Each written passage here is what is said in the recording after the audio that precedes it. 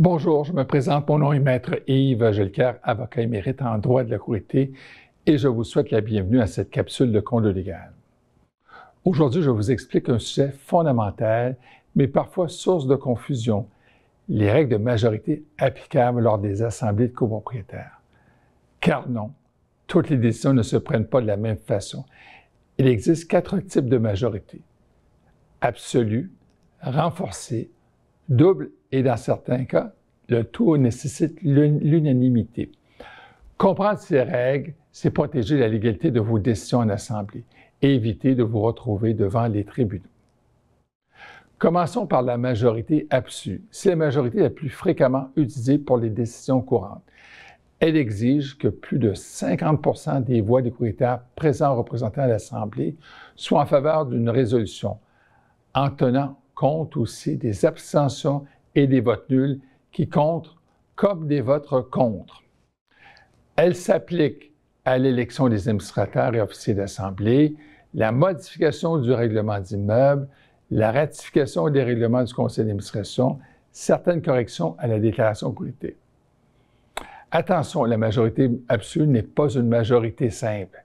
Si 1000 voix sont représentées, il faut 501 voix pour, en excluant toute abstention. Qu'en est-il de la majorité renforcée? Pour certaines décisions plus structurantes, le Code civil exige une majorité plus exigeante, soit les 3/4 des voix des copropriétaires présents ou représentés. Elle est requise notamment pour l'acquisition ou la vente d'un immeuble par le syndicat, des travaux d'agrandissement ou de transformation en cas d'amélioration des parties communes, la constitution d'une hypothèque mobilière pour financer de tels travaux, la modification de la constitution ou de l'état descriptif d'effraction. Et depuis la réforme de 2020, cette majorité renforcée remplace la majorité double pour des décisions plus accessibles, mais toujours exigeantes. Prenons un exemple. Si 2500 voix sont représentées, il faut au moins 1875 voix en faveur pour l'adoption de la résolution. La majorité double. Pour les décisions les plus sensibles, les législateurs imposent une double exigence. Dans un premier temps, 75% en nombre de copropriétaires favorables et 90% de tous les voix de la copropriété. Elle est requise pour un changement à la destination de l'immeuble, l'aliénation de parties communes nécessaires à cette destination, l'introduction, exemple, du time-sharing ou encore la fin de la copropriété elle-même. Prenons un exemple, dans une copropriété de 20 copropriétaires totalisant 2000 voix, il faut donc 15 copropriétaires favorables, 75%, représentant 1800 voix, soit 90%. Si l'un ou l'autre des seuils n'est pas atteint, la décision ne passe pas, même s'il y a une forte majorité. Dernier cas d'espèce, il s'agit de l'unanimité, c'est-à-dire d'obtenir un consensus. Elle exige l'accord de tous les copropriétaires, qu'ils soient présents, représentés ou non à l'Assemblée.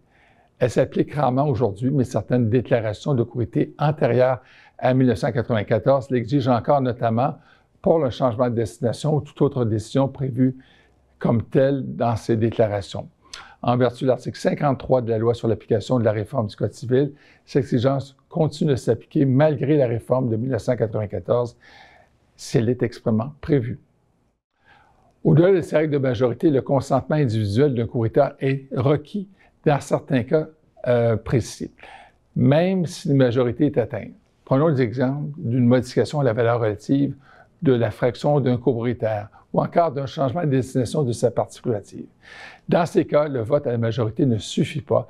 Il faut le consentement express du copropriétaire visé. Évidemment, lorsqu'on prend de tels votes, il faut vérifier que nous avons le quorum des voix. Pour que le vote soit valide, il faut vérifier dès l'ouverture ce quorum, surveiller les arrivées et les départs et surtout en cours de séance et informer le copropriétaire que les abstentions jouent contre certaines résolutions. Le président de l'Assemblée a un rôle clé dans cette vérification. Il doit annoncer clairement les règles avant chaque vote. Attention aux assemblées de rattrapage. Lorsque le quorum n'est pas atteint à la première convocation, une assemblée de rattrapage peut être convoquée.